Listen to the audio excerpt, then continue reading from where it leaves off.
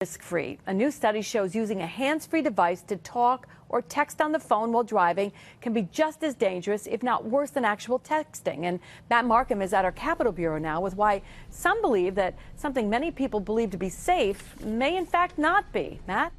Good evening, Liz. We've all been distracted by something to the point that we didn't really concentrate on what we were doing, and the focus on cell phones and cars has always been putting your hands back on the wheel. This study shows that your mind has to be there too. Your eyes are on that road, but you're not actually absorbing any of the information you're getting from that road. Say a command.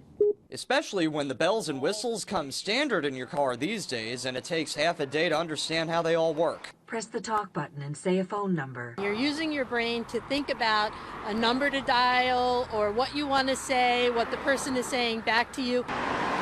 And AAA found when you're doing it, even if the phone is out of your hands, your field of vision narrows and you're slower to react to hazards. Hands-free is not risk-free, and the New York State Police have been researching it for close to a decade. It increases your chance of getting into a crash by up to 4 times, according to some studies. But this new study shows what others might not have: mental distraction other than something physical or visual. Pardon? Would you say that talking to text is in some cases more dangerous than actually texting with your hands? Well, I don't know if it's more dangerous, but many people think it's less dangerous, so they do more of it.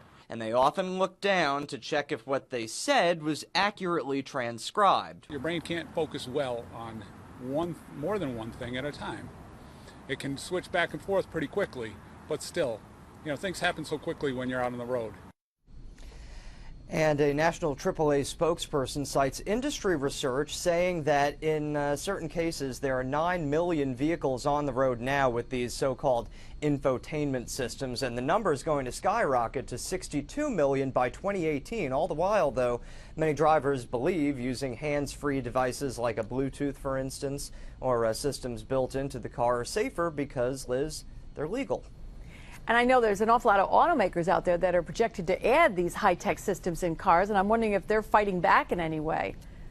Well, the Alliance of Automobile Manufacturers actually sent out a statement today, and it has concern that the AAA Foundation study could send a misleading message that handheld devices can be as risky as hands-free ones and is limited in only focusing on mental distraction, the study is, rather than actual other aspects that could impair a driver outside of their scope of research. All right, we'll probably hear more of that. Thank you, Matt.